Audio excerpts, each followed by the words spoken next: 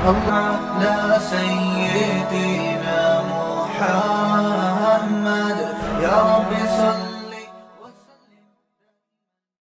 بسم اللہ الرحمن الرحیم. سورہ ہود کا رکوع نمبر 9 اور 12ویں پارے کا رکوع نمبر 9. اس کی تفسیر میں آج انشاءاللہ شروع کروں گا. لفظی ترجمہ مختصر گرامر کے ساتھ ہو چکا ہے. اعوذ باللہ من الشیطان الرجیم. بسم اللہ الرحمن الرحیم. وَلَقَدْ أَرْسَلْنَا مُوسَى بِآيَاتِنَا وَسُلْطَانٍ مُبِينٍ. اور البتہ تحقیق ہم نے موسیٰ کو اپنی نشانیاں اور بڑی دلیل کے ساتھ ہم نے بھیجا. آپ کو معلوم ہے سورہ ہود میں پیغمبروں کے واقعات ترتیب سے چل رہے ہیں. نوح علیہ السلام کا واقعہ، پھر قوم عاد، پھر قوم سمود، پھر اس کے بعد لوط علیہ السلام کی قوم کا واقعہ، پھر شعیب علیہ السلام کا واقعہ. یہ ساری واقعات ترتیب سے چل رہے ہیں. اس کے بعد موسیٰ علیہ السلام کا، کیونکہ موسیٰ علیہ السلام کا جو وقت ہے وہ پھر شعیب علیہ السلام کے بھی بعد ہے. وَلَقَدْ أَرْسَلْنَا مُوسَى بِآيَاتِنَا، ہم نے نشانیوں کے ساتھ، وَسُلْطَانٍ مُبِينٍ، سلطان کہتے ہیں واضح دلیل کو، مبین کا معنی بھی واضح.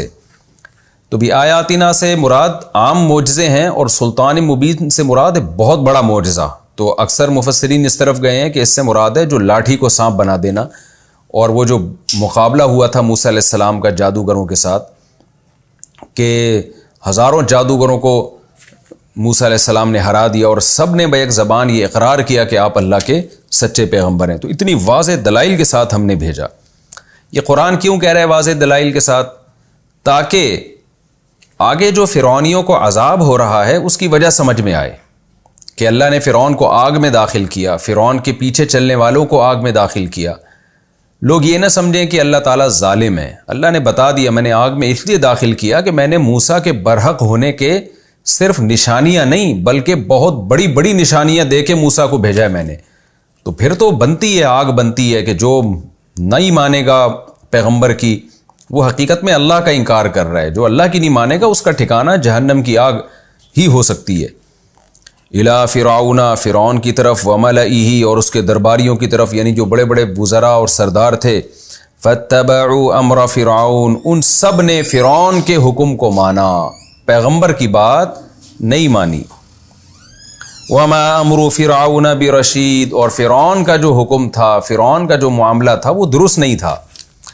تو قوم کیا دیکھ رہی تھی کہ پاورفل کون ہے، اسباب کس کے پاس ہیں، وسائل کس کے پاس ہیں. قوم یہ نہیں دیکھ رہی تھی کہ صحیح بات کون کر رہا ہے. موسیٰ علیہ السلام مسکین ہیں، غریب ہیں، غلام قوم میں پیدا ہوئے ہیں، یہ چیزیں قوم دیکھ رہی تھی. اور فرعون کے بارے میں دیکھ رہی تھی طاقتور ہے، بادشاہ ہے، حکومت میں ہے، ترقی یافتہ ہے. تو یہی بیماری آج بھی لوگوں میں پائی جاتی ہے.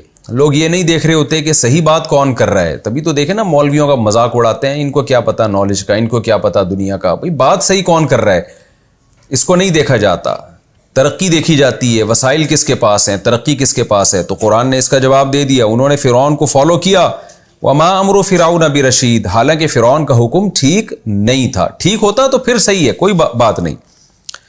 نتیجہ کیا نکلا؟ یقدم قومہ یوم القیامہ، قیامت کے دن اپنی قوم سے آگے آگے چلے گا وہ جہنم میں جانے کے لیے. لیڈر تھا نا، اسی کو دیکھ کے لوگ دین سے پیچھے ہٹے ہیں تو اللہ اس کو جہنم میں بھی آگے رکھے گا. فَأَوْرَدَهُمُ النَّارِ، اور پوری قوم کو آگ میں پھینک دے گا، آگ میں داخل کر دے گا. اب یہ مطلب نہیں ہے کہ فرعون خود اٹھا کے لوگوں کو آگ میں پھینکے گا، یعنی پھینکنے کا ذریعہ بنے گا. کیونکہ قرآن بلاغت کی کتاب ہے، بعض دفعہ کوئی شخص کسی چیز کا ذریعہ بنتا ہے تو ہم اس کی طرف نسبت کر دیتے ہیں. کوئی آدمی کسی کو مشورہ دے، بعد میں وہ پتہ چلا مشورہ صحیح نہیں ہوا اور کسی کو نقصان ہو گیا، تو ہم کیا کہتے ہیں؟ بھائی تو نے مجھے مروا دیا، حالانکہ اس نے نہیں مروایا ہوتا، نقصان کسی اور نے پہنچایا ہوتا ہے. تو اس کے مشوروں کی وجہ سے ہم یہ کہتے ہیں کہ بھئی تیرا مشورہ تھا جس کی وجہ سے مجھے یہ نقصان ہوا. تو قرآن بھی کہتا ہے فَأَوْرَدَهُمُ النَّارِ، ان کو آگ میں پھینک دے گا، ڈال دے گا، یعنی ڈالنے کا ذریعہ بنے گا. لوگ کہیں گے تیری وجہ سے ہم اس آگ میں جا رہے ہیں. وَبِئْسَ الْوِرْدُ الْمَوْرُودُ، کتنا ہی برا داخل ہونے کی جگہ ہے جس میں داخل ہوا جائے گا.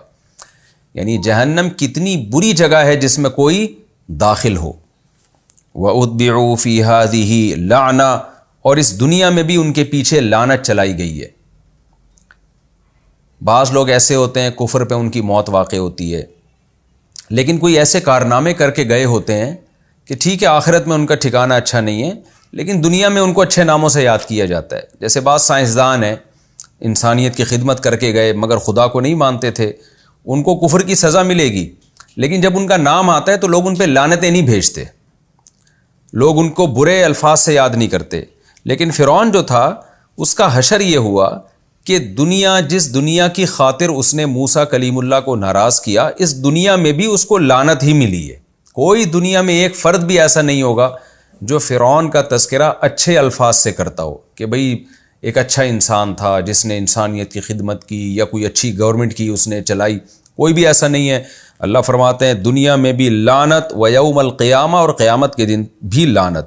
بئس الرفد, کتنا ہی برا گفٹ ہے المرفود, جو فرعون کو دیا گیا, یعنی یہ تحفہ اس کو ملا ہے حضرت موسیٰ علیہ السلام کی نافرمانی کا, یہ گفٹ ملا. یہ اللہ تعالیٰ نے نا اس کو انعام اور گفٹ سے تعبیر کیا ہے تاکہ اس کی برائی اور زیادہ واضح ہو. جیسے ہم کسی کو جب سزا سناتے ہیں نا تو کہتے ہیں کہ اس کو سخت ٹینشن میں ڈالنے کے لیے ہم کیا کہتے ہیں, تمہارے لیے تو میرے پاس ایک بڑا گفٹ رکھا ہوا ہے. وہ گفٹ کیا ہے کہ تمہاری تو موت کا فیصلہ ہو چکا ہے. بعض دفعہ ہم اس کو بری خبر کو خوشخبری سے تعبیر کرتے ہیں, بھئی تمہارے لیے تو خوشخبری ہے, وہ یہ کہ تمہاری موت کا فیصلہ ہو چکا ہے. تو اللہ تعالیٰ بھی برائی کی شناعت کو بیان کرنے کے لیے, اس کی برائی کو بیان کرنے کے لیے, اور جس شخص کو سزا دی جا رہی ہے نا اس کو, اور اس کے تاکہ اس کو ندامت ہو اور اس کو احساس ہو کہ میں نے کتنا غلط کیا ہے, تو اللہ بھی وہ الفاظ استعمال کرتے ہیں جو عام زبان میں ہم استعمال کر رہے ہوتے ہیں. اس لیے قرآن نے کہا بے سر رفت, کتنا ہی برا گفٹ ہے, کتنا ہی برا انعام ہے, کتنا ہی برا تحفہ ہے المرفود, جو تحفہ دیا گیا ہے فرعون اور اس کی قوم کو. یہ تحفہ وہ ہوتا ہے نا عام طور پر جو کسی کے اکرام میں دیا جاتا ہے, تو اللہ کہتے ہیں تو نے حرکتیں ایسی کی ہیں کہ تیرے اکرام میں یہ گفٹ تجھے دیا گیا ہے. ذالک من انباء القری, قرآن اب یہ سارے واقعات بیان کر کے, نوح علیہ السلام کا واقعہ, قوم عاد کا واقعہ, قوم سمود کا واقعہ, اور پھر اللہ نے لوط علیہ السلام کا واقعہ, پھر اس کے بعد شعیب علیہ السلام کا واقعہ, اور پھر اللہ نے چھٹے نمبر پہ حضرت موسیٰ علیہ السلام کا واقعہ بیان کر کے بتایا. 6 واقعات بیان کیے. ذالک من انباء القری, اے محمد صلی اللہ علیہ وسلم یہ بستیوں کی خبریں ہیں, نقصہ علیک, جو ہم آپ کو پڑھ کے سناتے ہیں. منہا قائم, ان میں بہت سی ابھی بھی باقی ہیں. باقی کا مطلب ان کے نشانات باقی ہیں. وحصید, اور بہت سی بستیاں تو کٹ چکی ہیں, ان کے نشانات ہی ختم ہو گئے. وما ظلمناہم, ہم نے ان پر ظلم نہیں کیا تھا. ساری بستیاں ہلاک ہوئی ہیں لیکن ہم نے ان پر ظلم نہیں کیا. ولکن ظلموا انفسہم, انہوں نے خود اپنی جانوں پہ ظلم کیا. فما اغنت عنہم, فائدہ نہیں پہنچایا ان کو, آلہتہم التی, ان معبودوں نے, یدعون من دون اللہ, جن کو یہ اللہ کو چھوڑ کر پکارا کرتے تھے, من شیء, ذرا بھی فائدہ نہیں پہنچایا. بیکار چیزوں کی رضا میں ساری زندگی انہوں نے گزار دی. آج بھی دیکھیں نا, پتھر کی مورتیاں بنا کے رکھی ہوئی ہوتی ہیں, اس کے آگے جھک رہے ہوتے ہیں, چڑھا رہے ہوتے ہیں. تو بیکار چیزوں میں مجھے یہ آیتیں جب میں پڑھتا ہوں مجھے روحانی عامل یاد آ رہے ہوتے ہیں. اس کی بھی برحق ہونے کی کوئی دلیل شرعی نہیں ہے. وہ جو آپ کو اعمال بتا رہے ہوتے ہیں تو ایسی چیزوں میں لوگ وقت لگا رہے ہوتے ہیں, اپنی صلاحیتوں کو لگا رہے ہوتے ہیں جس کا آؤٹ پٹ 0 ہے, کچھ بھی نہیں ہے. تو اسی وجہ سے سورہ کہف میں اللہ نے کیا فرمایا, الذین ضل سعیہم فی الحیات الدنیا وہم یحسبون انہم یحسنون صنعا. بہت سے لوگ ایسے ہیں جن کی کوششیں بیکار ضائع جا رہی ہیں لیکن وہ یہ سمجھ رہے ہیں کہ ہم عمل بہت اچھا کر رہے ہیں. تو وجہ کیا ہے کہ ان کے پاس اس عمل کے اچھے ہونے کی دلیل نہیں ہے. بس ادھر سے فلاں بزرگ سے سن لیا, فلاں عامل سے سن لیا, فلاں روحانی علاج والے سے سن لیا, اپنے باپ دادا سے سن لیا, اپنے کلچرز کو دیکھ لیا, اسی کو دیکھ کر صحیح اور غلط کا فیصلہ کرتے رہتے ہیں. تو ایسے لوگ ہیں کہ جو محنت تو کر رہے ہیں لیکن ان کی محنت بالکل رائیگاں جا رہی ہے, بیکار جا رہی ہے. تو یہاں بھی اللہ کہتے ہیں انہوں نے جن لوگوں کو معبود بنا کے ان کی پرستش کی تھی, ان کی پوجا پاٹ میں لگے رہے, چڑھاوے چڑھاتے رہے, قربانیاں دیتے رہے, وہ معبود ان کے جب خدا کا عذاب آیا ہے تو من شیء, ذرہ برابر بھی کام نہیں آئے. لما جاء امر ربک, جب تیرے رب کا حکم آ گیا. وما زادوہم غیر تتبیب, اور چلو یہ ہوتا کہ فائدہ نہیں آتے تو نقصان تو نہ پہنچاتے نا. لیکن قرآن کیا کہہ رہے ہیں؟ ان معبودوں نے اضافہ نہیں کیا غیر تدبیب سوائے نقصان کے. یعنی نقصان میں انہوں نے اضافہ کر دیا. کیا مطلب؟ کہ ان معبودوں کی عبادت سے حاصل بھی کچھ نہیں ہوا, الٹا نقصان ہوا, اللہ کا عذاب آ گیا ان کے اوپر. آج بھی یہی ہوتا ہے جب آپ روحانی علاج والوں کے پاس جاتے ہیں نا, تو جن چڑیل بھوت تو بھگاتے نہیں ہیں, وہ آپ کو اور مصیبتوں میں ڈال دیتے ہیں وہ لوگ. آپ کسی غلط ڈاکٹر یا غلط حکیم سے جب علاج کراتے ہیں تو صرف یہ نہیں ہوتا کہ فائدہ نہیں ہوتا, بلکہ اس کی غلط دواؤں سے آپ کو الٹا نقصان ہونا شروع ہو جاتا ہے. تو اس لیے بغیر دلیل کے, بغیر کسی سائنٹیفک لاجک کے کبھی کسی کی بات کو ہمیں نہیں ماننا چاہیے, نہ کلچر کو فالو کرنا چاہیے, نہ کسی شخصیت کو فالو کرنا چاہیے, جب تک ہمارے پاس دو دلائل میں سے ایک دلیل نہ ہو. ایک دلیل ہوتی ہے عقلی, جو تجربوں سے انسان سیکھتا ہے, عقل سے فیصلہ کرتا ہے, تجزیہ کرتا ہے, صحیح اور غلط میں فرق کرتا ہے, وہ ہے عقل. دوسری اس سے بھی بڑی دلیل ہمارے لیے ہے اللہ اس کے رسول کی بات, یعنی جس کو اسلام کہتے ہیں, شریعت کہتے ہیں. تو جب تک شریعت سے یا عقل سے کوئی دلیل ہمارے سامنے نہ آ جائے, ہم کسی بات کے بارے میں فیصلہ نہیں کر سکتے اور لائے عمل زندگی کا طے نہیں کر سکتے. وَكَذَلِكَ أَخْذُ رَبِّكَ إِذَا أَخَذَ الْقُرَىٰ, اسی طرح ہے تیرے رب کی پکڑ. جس طرح اللہ نے قوم نوح کو تباہ کیا, قوم عاد کو, قوم سمود کو, قرآن کہتے ہیں تیرے رب کی پکڑ ایسی ہی ہوتی ہے جب وہ بستیوں کو پکڑتا ہے. وَهِيَ ظَالِمَةٌ, جبکہ وہ بستیاں ظلم کر رہی ہوتی ہیں. إِنَّ أَخْذَهُ أَلِيمٌ شَدِيدٌ, بے شک اس رب کی پکڑ دردناک بھی ہے اور بہت سخت بھی ہے. یہ بھی ایک اشکال ہوتا ہے نا, ایسے اللہ نے تباہ کر دیا قوموں کو, اٹھا اٹھا کے پٹک دیا بستیوں کو, چیخوں سے, فرشتوں سے چیخ مروا کے ان کے کلیجے پھاڑ دیے کہ اللہ تو کیا کر رہا ہے. تو اللہ کہتا ہے جب بستی ظلم کرے گی تو خدا ہے وہ, پھر وہ رب العالمین ہے, اس کی پکڑ پھر اسی طرح ہوتی ہے جب وہ بستیوں کو پکڑتا ہے, جب عذاب میں ڈالتا ہے. ان فی ذلک لآیا, اس میں بہت بڑی نشانی ہے, لمن خاف, اس شخص کے لیے, خاف عذاب الآخرہ, جو آخرت کے عذاب سے ڈرتا ہے. تو یہ جو بستیوں کے واقعات اللہ نے بیان کیے نا, ان میں جن کے دل میں آخرت کا خوف ہے, اللہ کے سامنے کھڑے ہونے کا, جواب دہی کا خوف ہے, ان کے لیے بہت بڑی نشانی ہے, عبرت ہے, جس کو دیکھ کے وہ اپنے اعمال کو درست کر سکتے ہیں. یہ آخرت کیا ہے؟ ذالک, یہ وہ دن ہے, یومن, یہ ایک ایسا دن ہے, مجموع لہ الناس, جس دن کے لیے لوگوں کو جمع کیا جائے گا, ساری انسانیت ایک میدان میں جمع ہو جائے گی. وذالک یومن, اور اس دن کو ہم ایک اور انداز سے ڈیفائن کرتے ہیں, یہ وہ دن ہے یومن مشہود, جس میں حاضری ہوگی. آدم سے لے کے قیامت تک آنے والا آخری انسان بھی وہاں اس میدان میں حاضر ہوگا. وما نؤخرہ, کب آئے گا یہ دن اے اللہ, اب تک کیوں نہیں آیا؟ تو اللہ فرماتے ہیں ہم اس کو مؤخر نہیں کر رہے, الا, مگر, لاجل, ایک وقت کے لیے, معدود, جو اللہ کے علم میں گنا جا چکا ہے. کتنے سالوں کے بعد آئے گی, کتنی صدیوں کے بعد آئے گی, کتنے دنوں کے بعد وہ قیامت آئے گی, کتنے گھنٹوں کے بعد, کتنے منٹ کے بعد, کتنے سیکنڈوں کے بعد, وہ تمام چیز ہمارے پاس, وہ ہمارے ریکارڈ میں موجود ہے, وہ ہم نے گنے ہوئے ہیں وہ سارے دن. اس تک کے لیے ہم اس کو مؤخر کر رہے ہیں. تو وہ قیامت تمہاری مرضی سے نہیں آئے گی, وہ اللہ کی مرضی سے آئے گی. یوم یاتی, لیکن جس دن آئے گی, لا تکلم نفس الا باذنی, کوئی شخص کلام بھی نہیں کر سکے گا مگر اللہ کے اجازت سے, اللہ کی اجازت سے. ایسا اللہ کا جلال ہوگا, خوف ہوگا. فمنہم, اور لوگوں کی دو قسمیں ہو جائیں گی. فمنہم شقی, ان میں سے بعض بدبخت ہوں گے, وسعید, اور بعض خوش نصیب ہوں گے. جو بدبخت ہوں گے, ناکام ہوں گے, ان کا کیا حال ہوگا؟ فَأَمَّا الَّذِينَ شَقُوا, بہرحال وہ لوگ جو بدبخت تھے, فَفِي النَّارِ, وہ آگ میں ہوں گے. لہم فیہا, اس آگ میں ان کے لیے, زفیر و شہیق, چیخ و پکار ہوگی. زفیر اور شہیق کا میں نے جب لفظی ترجمہ بتا رہا تھا پچھلے ایپیسوڈ میں, اس کو میں نے ڈیفائن کیا تھا, کسے کہتے ہیں زفیر کسے اور شہیق کسے. تو خلاصہ اس کا یہ ہے کہ بہت زور سے دھاڑے مار مار کے اس جہنم کی آگ میں وہ چیخ رہے ہوں گے. خالدین فیہا, اور اس آگ میں وہ ہمیشہ رہیں گے. ما دامت السماوات والارض, جب تک آسمان اور زمین قائم ہیں. الا ما شاء ربک, ہاں یہ کہ اللہ ہی چاہے, الا یہ کہ اللہ ہی چاہے. یہ محاورہ ہے, یہ جو ہے نا ما دامت السماوات والارض, جب بھی عرب میں کسی بات کو یہ تعبیر کیا جاتا ہے نا ہمیشہ یہ کام ہوگا, تو محاورے کے طور پہ یہ کہا جاتا ہے کہ جب تک زمین اور آسمان رہیں گے. اس کا مطلب یہ نہیں کہ جب تک زمین آسمان رہیں گے, کیونکہ زمین اور آسمان تو ویسے بھی قیامت میں تباہ و برباد ہو جائیں گے، وہ کون سا ہمیشہ رہنے والی مخلوق ہے. تو یہ محاورے کے طور پہ کہا جاتا ہے، اس میں حقیقت مراد نہیں ہوتی. وجہ اس کی ہے کہ قرآن مجید میں 20 مقامات پہ اور احادیث میں بھی 20 مقامات پہ یہ مضمون آیا ہے کہ جہنم کبھی فنا نہیں ہوگی. خالدین فیہا ابدا، قرآن کہتا ہے وہ جہنم میں رہیں گے ابدا، ہمیشہ ہمیشہ. تو ہمیشہ جہنم کی آگ میں کافر جلے گا، جہنم کبھی بھی فنا نہیں ہوگی. اس پر پوری امت کا اجماع ہے.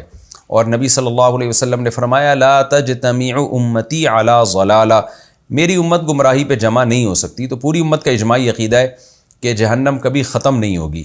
تو اسی وجہ سے اس آیت کا مفہوم جو تمام مفسرین بیان کرتے ہیں اور صحابہ تابعین سے جو مفہوم چلا آ رہا ہے وہ یہی ہے کہ ایک محاورے کے طور پر کہا گیا ہے کہ جب تک زمین آسمان باقی رہیں گے اللہ تعالیٰ ان جہنمیوں کو جہنم میں رکھے گا. تو یہ محاورے کے طور پر یہ ہمیشہ رکھے گا. آج بھی ہم کہتے ہیں نا جب تک سورج چاند رہے گا بھئی فلانا تیرا نام رہے گا، اور جب تک جو ہے وہ سورج چاند باقی ہے یہ کام ہوتا رہے گا. تو یہ ہم ہمیشہ سے کسی چیز کو تعبیر کرنے کے لیے یہ محاورہ استعمال کرتے ہیں. تو عرب میں یہ محاورہ بہت ہے، ما دامت السماوات والارض، جب تک آسمان زمین رہیں گے. تو قرآن میں مجاز کا استعمال بھی بہت زیادہ ہوا ہے. مجاز کا مطلب کیا ہوتا ہے کہ جو لفظ ہے اس کے حقیقی معنی مراد نہیں ہے بلکہ اس کے مجازی معنی مراد ہے. قرآن بھی عربی زبان میں نازل ہوا تو عربی کے تمام محاوروں کو اس میں اعتبار کیا گیا ہے. الا ما شاء ربک، الا یہ کہ تیرا رب چاہے. دوسری مقام سے ہمیں پتہ چلتا ہے کہ رب چاہے گا نہیں. یعنی آپ کو اشکال ہو سکتا ہے اس آیت میں کہ اللہ نے کہا کہ جو جہنمی ہیں وہ ہمیشہ جہنم میں رہیں گے، الا ما شاء ربک، الا یہ کہ تیرا رب چاہے. تو یہ اصل میں یہ بتانے کے لیے ہے کہ اللہ چاہے تو جہنم کو ختم بھی کر سکتا ہے اور کافر کو جہنم سے نکال بھی سکتا ہے. اللہ مجبور نہیں ہے. لیکن دوسرے مقام پہ قرآن میں درجنوں جگہ یہ ہے کہ اللہ چاہے گا نہیں، اللہ یہی چاہے گا کہ یہ ہمیشہ جہنم میں رہیں. اور یہ بہت زیادہ وضاحت کے ساتھ یہ مضمون قرآن و حدیث میں. البتہ اس امت میں صرف ابن تیمیہ رحمہ اللہ تعالیٰ 7ویں صدی ہجری میں ایسے گزرے ہیں جنہوں نے اس آیت کی روشنی میں استدلال کیا ہے کہ جہنم کروڑوں خربوں سال جب کافر کو جلائے گی تو اس کے بعد جہنم کو اللہ ختم کر دیں گے اور کافر کو بھی اللہ تعالیٰ ختم کر دیں گے. یہ ان کا ایک تفرد تھا جو پوری امت میں کسی نے بھی اس تفرد کو لیا نہیں ہے کیونکہ اجماع امت کے خلاف تھا یہ. لیکن بہرحال ان کی ایک رائے تھی کہ جہنم کروڑوں خربوں سال کے بعد جو ہے جا کے اللہ تعالیٰ جہنم کو فنا کر دیں گے، ختم کر دیں گے. اور انہوں نے اس دعوے پر کچھ صحابہ کے اقوال بھی نقل کیے ہیں، عبداللہ بن مسعود سے اور بعض دیگر صحابہ سے، لیکن وہ کوئی بھی ایک قول بھی ایسا نہیں ہے جس کی کوئی صحیح سند ہو. بالکل موضوع من گھڑت روایتیں ہیں جس کی وجہ سے علماء نے اس قول پہ رد کیا ہے. آگے اللہ فرماتے ہیں ان ربک فعال لما یرید، بے شک تیرا رب جو چاہتا ہے کر گزرتا ہے. لہذا تیرا رب اگر چاہے گا تو اگر چاہے تو وہ جہنم کو ختم بھی کر سکتا ہے. یعنی کوئی مجبور نہیں ہے وہ کہ وہ ہمیشہ ہی جہنم کو باقی رکھے، لیکن وہ چاہے گا نہیں. دوسرے مقام پہ ہمیں پتہ چلتا ہے کہ وہ چاہے گا نہیں ایسا. تو اس کی چاہت یہی ہے کہ وہ ہمیشہ ہمیشہ کے لیے جہنم کو باقی رکھے گا. وَأَمَّا الَّذِينَ سُعِدُوا، اور وہ لوگ، اچھا ایک تفسیر اس کی یہ بھی کی گئی ہے کہ خالدین فیہا ما دامت السماوات والارض الا ما شاء ربک. ما شاء ربک کی ایک تفسیر یہ بھی کی گئی ہے کہ خالدین فیہا، جہنمی ہمیشہ جہنم میں رہیں گے جب تک زمین آسمان ہے. یعنی ہمیشہ، یہ زمین آسمان جب تک ہیں یہ ہمیشہ سے کنایا ہے یہ بتانے کے لیے کہ ہمیشہ رہیں گے. الا ما شاء ربک، الا یہ کہ تیرا رب چاہے. تیرا رب چاہے تو کسی کافر کو توبہ کی توفیق دے دے وہ دنیا میں. اس کو کہتے ہیں مستثنی منقطع، کہ تیرا رب چاہے تو پھر اس شخص کو جو بدبخت آدمی ہے وہ ہمیشہ نہیں رہے گا بلکہ اس کو اللہ توبہ کی توفیق دے دے گا، جس کا نتیجہ کیا نکلے گا، وہ ایمان پہ مرے گا اور ایمان پہ مرنے کے بعد اپنی سزا کھانے کے بعد وہ جہنم سے نکل آئے گا. تو یہ بھی ایک آیت کی تفسیر کی گئی ہے دوسری آیتوں کی روشنی میں کہ اللہ اگر چاہے گا تو کافر کو جہنم سے نکالے گا، مگر نکالے گا کیسے؟ اس طریقے پر جس طرح سے دوسرے مقامات پہ بیان کیا گیا ہے کہ وہ کافر گناہوں سے توبہ کی توفیق تو اس کافر کو نہیں ملی لیکن کفر سے توبہ کر لی. اب گناہ ہے لیکن ہے مومن ہو گیا. تو اب اللہ اس کے حق میں کیا کرے گا کہ اس کو جہنم میں ڈالے گا. اور ما شاء ربک کا مراد ہے من شاء ربک، جس کو اللہ چاہے. تو جس کو چاہے گا نکال دے گا، تو اسی کو چاہے گا جو جس کی ایمان پر موت واقع ہوئی ہوگی. تو اب اس آیت کا اس لحاظ سے تفسیر کیا بنے گی؟ وہ تفسیر یہ بنے گی کہ جو لوگ بدبخت تھے وہ جہنم میں رہیں گے اور وہاں وہ چیخ و پکار کریں گے اور اس جہنم میں وہ ہمیشہ رہیں گے جب تک آسمان زمین باقی ہیں، یعنی ہمیشہ ہمیشہ رہیں گے. ہاں الا ما شاء ربک، ہاں وہ شخص جس کو اللہ چاہے. تو وہ کون سا شخص ہوگا؟ جو ہوگا تو بدبخت اور جائے گا بھی جہنم میں، لیکن ہوگا مومن. وہ تو مومن کو اللہ تعالیٰ نکال دیں گے. تو یہ بھی اس آیت کی ایک بڑی مضبوط تفسیر ہے، یہ بھی کی گئی ہے. وَأَمَّا الَّذِينَ سُعِدُوا، اور وہ لوگ جو نیک بخت ہوں گے، کامیاب ہوں گے، فَفِي الْجَنَّةِ، وہ جنت میں ہوں گے، خالدین فیہا، ہمیشہ اس جنت میں رہیں گے، ما دامت السماوات والارض، جب تک آسمان اور زمین باقی ہے، الا ما شاء ربک، الا یہ کہ اللہ چاہے کسی کو. اب اس میں بھی یہ ڈر لگ رہا ہے کہ اچھا یعنی جنتی ہمیشہ جہنم میں تو رہیں گے جب تک آسمان زمین باقی ہے. تو وہ تو میں نے بتایا ایک محاورہ ہے، آسمان زمین باقی ہیں، اس کا مطلب یہ نہیں کہ جب تک آسمان زمین باقی ہیں مطلب ہمیشہ رہیں گے. لیکن اگلے جملے سے انسان ڈر سکتا ہے کہ الا ما شاء ربک، اچھا کوئی ایسا بھی ہوگا جس کو اللہ جنت سے نکال دیں گے. تو آگے اللہ نے اس وہم کو ختم کر دیا کہ جہنمیوں کے بارے میں تو یہ امکان ہے کہ کوئی جہنم میں جا کے نکل آئے، جنتیوں میں یہ امکان نہیں ہے. کیوں؟ عطاءً، یہ ایک ایسی عطا ہوگی جنت غیر مجزوز، جو ختم ہونے والی نہیں ہے، جس میں انقطاع نہیں ہے. تو کیا مطلب؟ اللہ چاہے گا ہی نہیں ہے، یعنی اللہ چاہے تو جنتی کو جنت سے نکال تو سکتا ہے، یہ اس کی قدرت ہے. لیکن عطاءً خبر ہماری یہ ہے کہ یہ ایک ایسی عطا ہے غیر مجزوز، جو کبھی ختم ہونے والی ہے نہیں، یعنی اللہ چاہے گا نہیں. اس لیے اللہ نے خبر تمہیں یہ دے دی کہ میں ہمیشہ جنت میں رکھوں گا. تو جہنم کے بارے میں تو اللہ نے جب آیت بیان کی نا تو اس میں یہ نہیں کہا کہ یہ ایسی سزا ہے جو غیر مجزوز ہے، جو کبھی ختم نہیں ہوگی. دوبارہ اس آیت کو دیکھیں، جہنم کی آیتوں میں کیا فرمایا کہ ہمیشہ خالدین فیہا، جہنمی ہمیشہ، جو بدبخت لوگ ہیں ہمیشہ جہنم میں جلیں گے جب تک زمین آسمان باقی ہیں، یعنی ہمیشہ جہنم میں جلیں گے.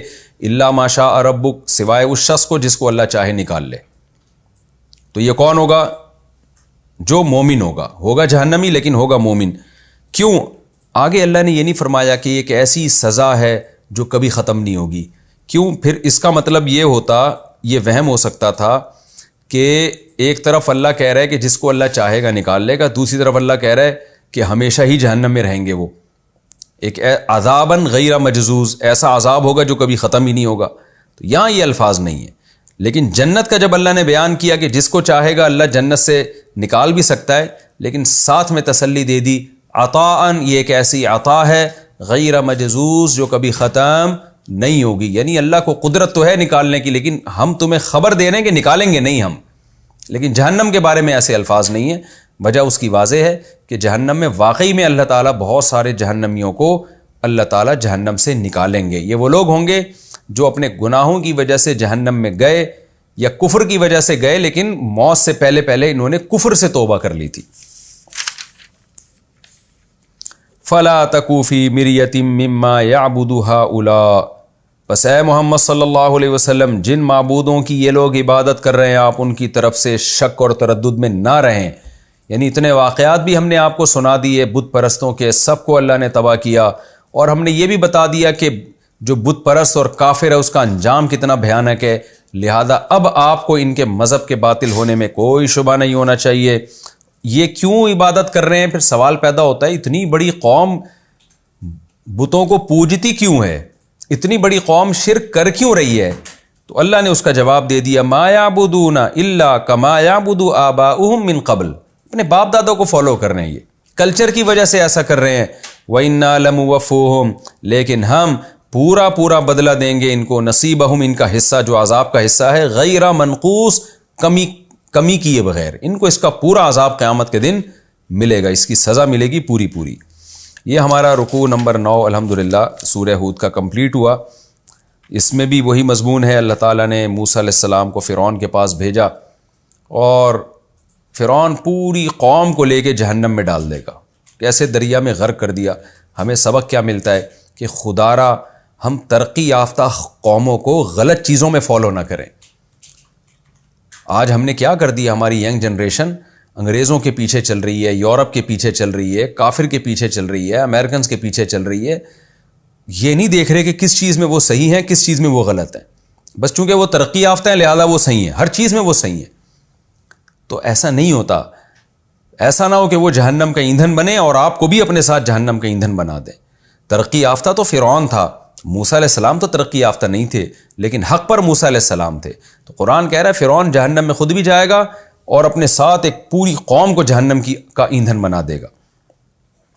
اور پھر اللہ نے اس کے بعد ہمیں بتایا کہ نیک بخت لوگوں کا کیا انجام ہونے والا ہے اور برے لوگوں کا کیا انجام ہونے والا ہے۔ کتنا سخت ترین انجام ہے برے لوگوں کا کہ وہ جہنم کی آگ میں کیسے چیخیں گے، دھاڑے ماریں گے۔ اللہ ہمیں اس برے انجام سے محفوظ رکھے۔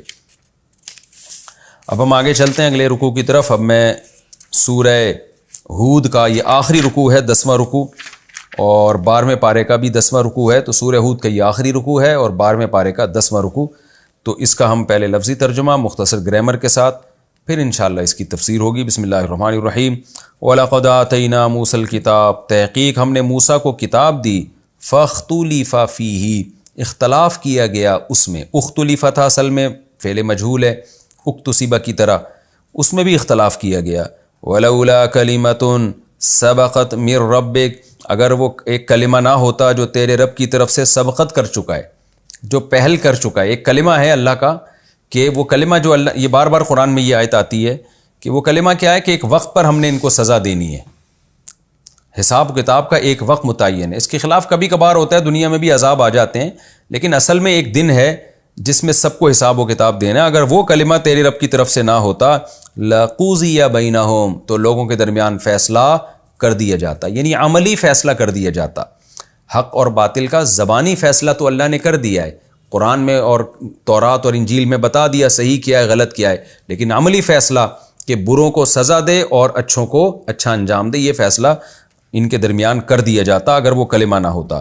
وَإِنَّهُمْ لَفِي شَكٍّ، اور بے شک یہ لوگ شک میں ہیں، منہ اس قرآن کی طرف سے، مریب ایسا شک جو شک میں ڈالنے والا ہے۔ ارابہ یریب ارابتاً ریب سے نکلا ہے، کئی دفعہ میں بتا چکا ہوں۔ یہ مزید شک کی تاکید ہے، ایسا شک جو ان کو شک میں ڈالے چلے جا رہا ہے۔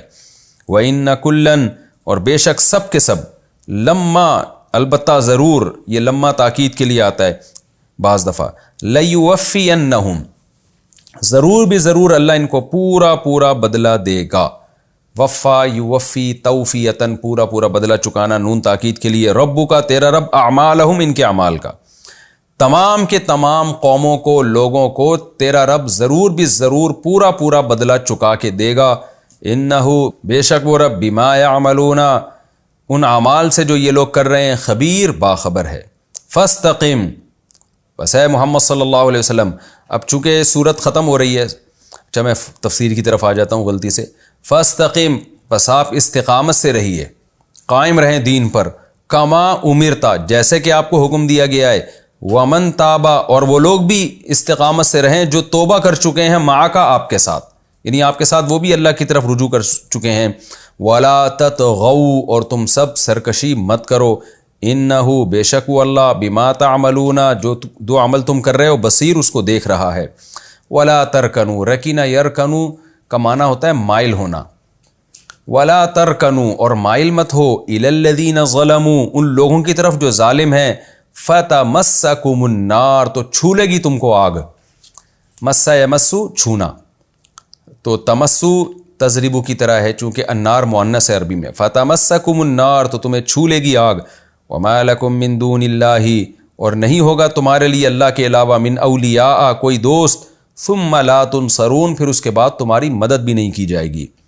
وَأَقِمِ الصَّلَاةَ، اور نماز کو قائم کر، طرفی النہار، طرف کہتے ہیں کنارے کو، ہم کہتے ہیں نا ذرا ایک طرف ہو جاؤ، سائڈ پہ ہو جاؤ، تو طرفین، دو کنارے، تو جب اس کو نہار کی طرف، دن کی طرف مضاف کیا تو نون غائب ہو جاتا ہے۔ طرفی النہار، دن کے دونوں کنارے، یعنی دن کے دونوں کناروں میں آپ نماز قائم کرو۔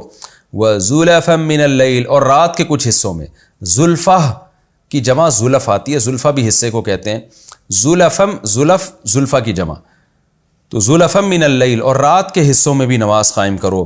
ان الحسنات، بے شک نیکیاں، یذہبن السیئات، لے جاتی ہیں برائیوں کو۔ ذہب یذہب ذہابن کا معنی جانا، اذہب یذہب اذہابن لے جانا، تو یضربنا مارا ان سب عورتوں نے، یذہبنا لے جاتی ہیں وہ سب، تو صحیح حسنات جمع مؤنث ہے نا، اس لیے اس کے لیے مؤنث کا صیغہ استعمال ہوا، یذہبنا بے شک نیکیاں لے جاتی ہیں سیئات برائیوں کو، ذالک ذکرا یہ نصیحت ہے، للذاکرین نصیحت حاصل کرنے والوں کے لیے، واصبر اور اے محمد اور جو بھی قرآن سننے والا ہے صلی اللہ علیہ وسلم صبر کر، فإن اللہ بے شک اللہ تعالیٰ لا یضیع اجر المحسنین اچھا عمل کرنے والوں کے اجر کو ضائع نہیں کرتے۔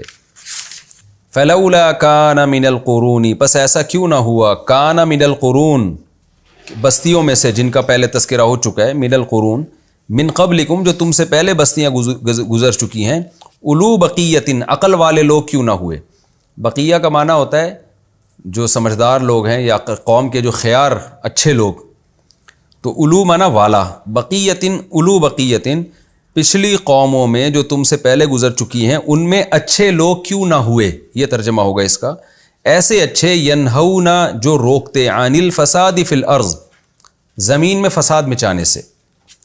تو کیا اس کا آسان ترجمہ کیا ہوا، پچھلی امتوں میں جو تم سے پہلے گزر چکی ہیں ان میں ایسے اچھے لوگ کیوں نہ ہوئے جو زمین میں لوگوں کو فساد سے روکتے، ایسے اچھے لوگ کیوں نہیں گزرے، الا قلیلاً سوائے ان تھوڑے سے لوگوں کے، ممن جو ان لوگوں میں سے تھے، انجینا جن کو ہم نے نجات دی، منہم ان لوگوں میں سے، یعنی انتہائی تھوڑے سے لوگ تو اچھے گزرے جن کو پھر ہم نے ان پورے لوگوں میں سے نجات بھی دی۔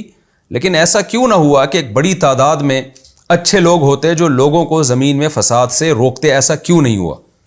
وَاتَّبَعَ الَّذِينَ ظَلَمُوا اور جو ظالم لوگ تھے انہوں نے اتباع کی ماں اس نعمت کی، اترفو جس میں وہ ان کو ڈالا گیا، اطرف یطرفو اطرافن کا معنی یہ لفظ کئی دفعہ پہلے آ چکا ہے، طرف کہتے ہیں اترانے والا، تو اترفو جن کو نعمتیں دی گئی تھیں جس کی وجہ سے وہ اترانے لگے تھے، تو نعمتوں کے انبار لگ گئے تھے، خوشحالی آ گئی تھی، تو انہوں نے کیا کیا، ظالم لوگوں نے اتباع کی ماں اس چیز کی، اترفو فیہی جس چیز میں ان کو خوب نعمتیں دی گئی تھیں، یعنی اس مال و دولت کی اتباع کی انہوں نے، اسی کے در پہ ہو گئے، اسی کے پیچھے پڑ گئے وہ، کہ بس یہی اصل ہے ہمارے لیے، تو اس چیز کے پیچھے چل پڑے جس چیز میں ان کو ہم نے خوش عیشی دی تھی، تو مال میں خوش عیشی دی تھی اور ان کو عیش و عشرت دیا تھا، تو اسی مال کے پیچھے وہ پڑ گئے، یعنی اسی زندگی کے پیچھے پڑ گئے جو عیش والی زندگی تھی۔